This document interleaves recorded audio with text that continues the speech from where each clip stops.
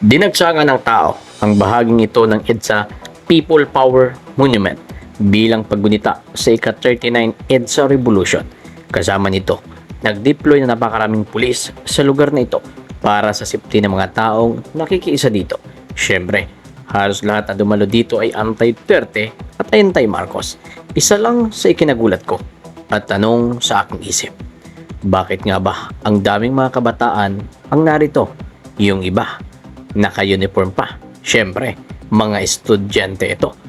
Tama ba ito? Habang dala-dala nila ang mga placard na may mga nakalagay na Marcos singilid. Isa yan sa pinagtataka ko. Di ba dapat mas marami ang mga may edad na nandito kung ito ay paggunita sa EDSA People Power Revolution? Isa pa sa napapaisip ako, bakit sa rally na ito na kung saan ito ay paggunita sa EDSA Revolution, bakit nga ba dito din sa pagkakataon na ito binabanatan nila ang mga Duterte? Ikaw, ano sa palagay mo? Dahil para sa akin, wala nang ibang pinakamagaling na naging Pangulo ng Bansang Pilipinas maliban kay Pangulong Rodrigo Roa Duterte. Makailan lamang mga kababayan ay nagkaroon nga ng rally sa Cebu. At halos lahat po ng ating makikita yung mga nagsama or pumunta doon sa rally sa Cebu na nagpapakita ng suporta kay dating Pangulong Rodrigo Duterte. Alam nyo kung ikukumpara natin dito sa mga pumunta sa pagtitipon na ito dito sa EDSA, ay nako, ang layo ho. Sapagkat mga kababayan, gaya ng aking sinabi kanina, nako, tingnan nyo po yan. Mga kabataan. By the way, ako ho ay nagpapasalamat sa ating mga kapulisan sapagkat batid ko na ginagampanan lamang ho ninyo ang inyong mga tungkulin. At dito nga mga kababayan, sa bahaging ito, makikita po natin ang napakaraming pulis na kung saan nga po nakahilira sila dahil kanina kasi bigla na lamang dumagsa di dyan mismo sa kalsada ang kabataan na mga ralista. At sa bahagi nga na yan mga kababayan kanina, dahil nga sa biglang pagdagsa nila ay nagkaroon po ng traffic. Nagkabuhol-buhol ang traffic. Kaya nga po sa pagkakataon na ito, yan na yung iniiwasan na maulit yung nangyari kanina. Kaya naglagay na po, nag-deploy na dito sa bahaging ito ng napakaraming pulis para hindi na maulit. No, dahil nung papunta ako dito kanina, ay grabe, katakot-takot na traffic ang aking naranasan, ang aking na-experience dahil pala natakpan na itong bahaging ito ng napakaraming kabataan. Gaya din ng aking sinabi kanina, yung iba, mga estudyante pa. Naku po, para naman kasing nakakahiya, no, na sipin nyo ho, di ba? Ano bang alam ng mga yan? Di ba supposed to be dapat sa mga ganitong pagtitipon, mga senior, kung sinasabi ninyong totoo yung inyong mga pinaglalaban? Pero ang nagkakapagtaka, bakit kabataan? Di ba? Tingnan nyo po mga kababayan. Ako po ay nagsasabi lamang ng kung ano ang aking nakikita. Sapagkat bilang isang netizen na nabudol din naman ng mga nakasulat noon sa libro, abay, gusto kong makita at masaksihan kung ano talaga ang katotohanan. Kita nyo po yan, mga kababayan, purong kabataan. O, panahon ni Tatay Digong, ito din sila.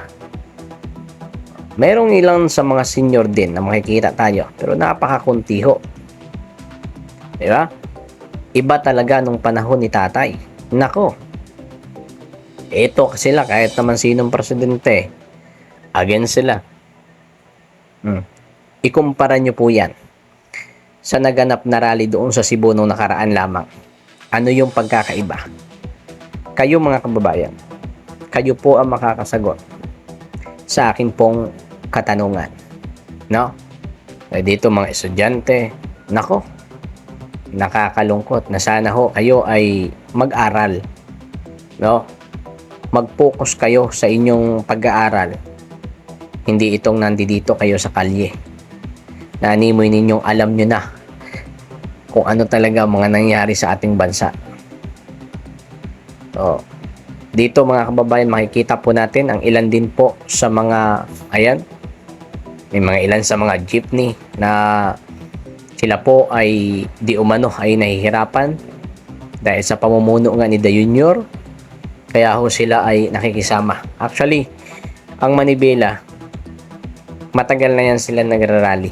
At kapag ka mayroong mga pagtitipon, sila po ay sumasama sapagkat nga medyo ang Manibela kasi nahirapan itong ating mga jeepney sa panahon din ni ito nga ni BBM. Ayan po ang ating kapulisan to maintain ng peace and order. Oh, 'di ba? Mga nakahambag pa, mga kababayan. Talagang kabataan, no? Suriin po ninyong mabuti. May mga ilan po sa mga senior.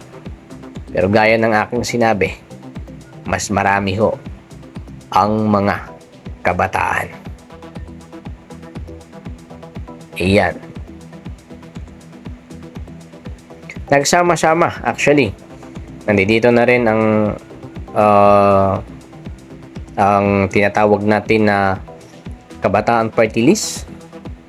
Ang kay Brosas, ang kay Franz Castro. Dito sila lahat. Oh, ayan. Sama-sama sila ngayon dito, mga kababayan. Alam mo, Tatay Digong, sa totoo lang, sana, ayan pa, bayan muna, kalimutan ko. O kaya kayo, maging mautak, maging matalino sa pagpili ng inyong mga dapat iboto sa ating susunod na eleksyon, this coming election 2025 at 2028. Maging matalino po tayo. Alam nyo yung nangyaring mga rally sa patungkol kay Duterte, kay former president, lahat yun kusa. Samantalang ito, grupo-grupo, mga estudyante. Ayan, mga nakapang ID pa nga yan, mga kababayan. Ay, nako. Wala kayang mga klase itong mga ito ngayon? At kung may mga klase, bakit nandito sila? At kung wala man klase, bakit ilan sa kanila ay naka-uniform pa? Proud ba sila na estudyante ay nandito nagrarally? Proud ba sila? Mukhang, nako mga kababayan, mag-isip ko tayong mabuti. Sana bumalik na ang mga Duterte.